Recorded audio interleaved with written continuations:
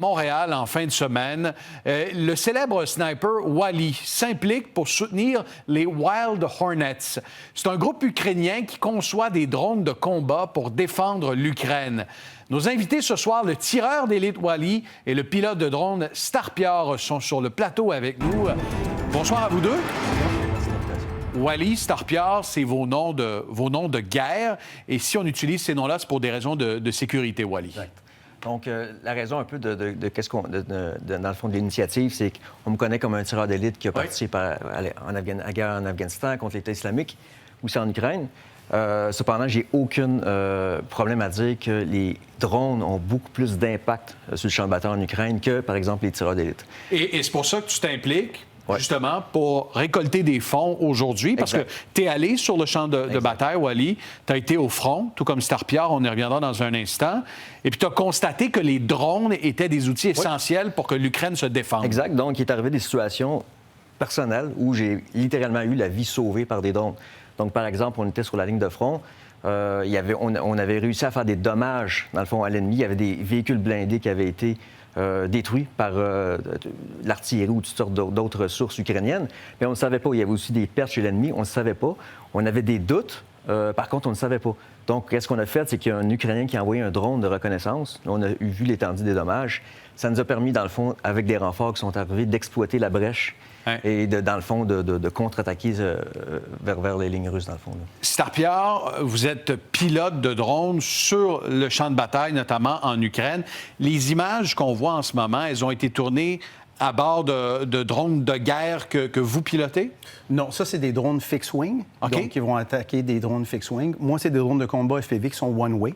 Donc, on utilise nos drones FPV à plus basse altitude pour aller chercher des tanks ou des BMP ou des gens du personnel qui sont dans les tranchées. Évidemment, vous avez besoin de fonds pour pouvoir déployer ces drones en zone de guerre. On reviendra dans un instant, justement, sur les initiatives que vous déployez. Mais Starpior, montrez-nous, justement, ce drone de combat. C'est ce que vous pilotez là-bas en Ukraine? Oui, c'est un des drones que j'ai piloté en Ukraine. Il y en a plusieurs. Ce sont des drones FPV 7 pouces qui sont combinés avec un RPG-7, avec un explosif C4. Ça, c'est l'explosif. Là. Évidemment, on n'a pas d'explosif en studio. Là, mais ce drone-là vient carrément saisir l'explosif et peut le larguer à l'endroit où vous décidez. Exactement. À une distance qui est courte. Donc, la batterie, elle ne dure pas longtemps, mais on est capable d'aller chercher les cibles à des basses distances. Sinon, on se fait transporter par un autre drone et il largue le drone et nous, on va aller chercher la cible par la suite. Starpior, vous êtes Québécois, vous êtes pilote de drone. Qu'est-ce qui vous a amené à vous rendre sur le terrain en Ukraine, en zone de combat? Bien, c'est parce que moi, ma femme est ukrainienne. Mes enfants sont ukrainiens. Et au début de la guerre, ma belle famille a tout perdu. Donc, je les ai sortis de l'Ukraine, en fait. Et vous avez décidé d'y retourner? Non, en fait, ça a été une invitation par un soldat ukrainien, en fait, plus un diplomate soldat, qui m'a dit « Veux-tu venir aider les forces armées ukrainiennes? » Je dis « Volontiers. » J'étais déjà pilote de drone ici au Canada depuis 2017. Donc, il m'a dit « Est-ce que tu veux venir enseigner le drone? » Je dis « Volontiers. » Puis ça a continué depuis ce temps-là. Vous avez passé combien de temps en Ukraine, justement? Moi, ça a été 3 déploiements de 3 mois chaque. 3 déploiements de 3 mois? Et j'y retourne au mois de septembre. Vous y retournez? Oui. Les drones que vous pilotez, essentiellement, servent à attaquer l'ennemi, à défendre le peuple ukrainien. Qu'est-ce que vous faites exactement? Donc, moi, j'entraîne les forces armées ukrainiennes comment utiliser le drone FPV spécifiquement et comment le larguer d'une autre plateforme, donc un format plus fixed-wing ou delta-wing. Et je vais repartir en Ukraine avec les 2 plateformes. Donc, la plateforme qui est capable de larguer un drone, puis le drone FPV en tant que tel. Là. Wally, quand vous êtes allé sur le front, vous avez eu peur pour votre vie, puis c'est une des raisons qui vous a ramené au Québec. Aujourd'hui, l'implication que vous avez dans cette guerre-là reste très active. Oui, mais dans le fond, je les aide comme que je peux, dans le fond. Puis une des façons, évidemment, c'est d'envoyer des ressources là-bas. Quand on dit des ressources, c'est des ressources financières, des ressources matérielles, etc. Si on regarde un drone comme celui-ci, ça coûte environ, c'est pas très cher, ça coûte environ 500 $ américains à produire, donc c'est pas si cher que ça. Les images qu'on a vues des espèces d'interception de drones, ce qu'il faut comprendre, c'est qu'il y a plusieurs types de drones. Il y a des drones qui sont faits un peu plus pour, par exemple, le déminage. Il y a des drones qui vont être faits plus pour larguer des explosifs. Il y a des drones qui vont être aussi défensifs. C'est aussi ces drones-là qu'on cherche à financer. Par exemple, vous avez plusieurs dizaines de drones ennemis, plus gros, qui ressemblent un petit peu à une espèce d'avion sans pilote, qui vont pas trop vite, qui vont assez vite et qui se dirigent vers les villes ukrainiennes. Et dans le fond, il y a des drones ukrainiens un peu semblables à celui-ci, un petit peu plus gros. Par Pour contre, les intercepter. Exactement. Donc, Ouais. ils foncent vers les drones, puis ils font, dans le fond, ils détruisent les drones avant que ces drones-là touchent les cibles dans les villes ukrainiennes. Les deux, vous avez l'expérience de la guerre en sol ukrainien. Quand vous voyez les négociations qui ont cours en ce moment même, cette semaine, en Turquie, bon, Vladimir Poutine ne sera pas présent, vraisemblablement Donald Trump non plus. Est-ce que vous voyez peut-être la lumière au bout du tunnel, puis vous vous dites, il y aura peut-être des avancées, puis cette guerre-là, un jour, bientôt, dans un avenir approché, elle sera derrière nous, Starpiard? Eh bien, moi, j'espère que oui. La guerre a assez duré, mais je suis beaucoup impliqué au niveau de la reconstruction de l'Ukraine. Donc, je suis inspecteur de panneaux solaires, donc je compte reconstruire l'Ukraine après la guerre. Comme vous savez, presque tout est détruit, donc il faut recommencer l'infrastructure, mais surtout le déminage. L'Ukraine est maintenant le pays le plus miné dans le monde. Donc, ça va prendre des millions de dollars, si ce n'est pas des milliards, pour déminer tout le territoire ukrainien. Et ça va être difficile. Toi, tu y retournais, Wally?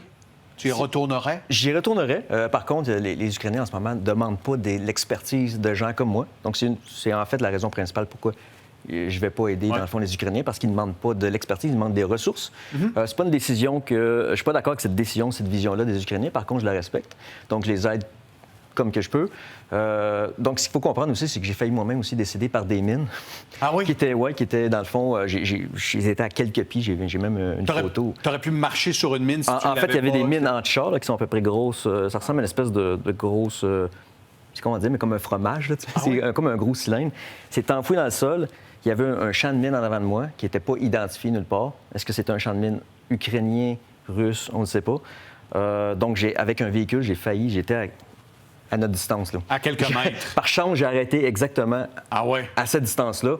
Une des raisons aussi pourquoi les drones vont être très utilisés dans le futur, et même déjà en ce moment, c'est que c'est pour le déminage. Parce qu'envoyer quelqu'un déminer, c'est évidemment plus dangereux. Par exemple, vous avez un agriculteur qui veut exploiter sa terre, mais la terre peut-être était dans une zone de combat avant. Donc là, c'est impossible d'envoyer un tracteur dans ces champs-là. Donc, il faut envoyer des drones, par exemple, pour déminer. Par exemple. Donc, les drones vont non seulement servir sur le champ de bataille, mais aussi pour la reconstruction de l'Ukraine. En terminant, parlez-nous de cette levée de fonds que vous organisez en fin de semaine. Quels sont les détails et s'il y a des gens dans le fond, c'est samedi soir, dans le fond, à Montréal. Les détails, on peut les trouver sur le site des Wild Hornets, donc wildhornets.com. Oui. Puis c'est la première fois qu'ils viennent au Québec ici. C'est une organisation qui est reconnue internationale, qui a une excellente réputation, qui ont levé beaucoup d'argent à l'international, qui ont construit des milliers de drones. C'est vraiment impressionnant ce qu'ils font. Ils m'ont approché, dans le fond, puis ont approché mon collègue ici, puis on a dit, OK, on va vous aider dans le fond, à des fonds à participer au Québec, à l'effort de guerre. Starpiard, bon courage, soyez prudent lors de votre retour en Ukraine. Et Wally, bon succès dans cette levée de fonds. Merci beaucoup à vous deux d'avoir été nos invités ce soir. Ça fait plaisir. Au plaisir. Bye.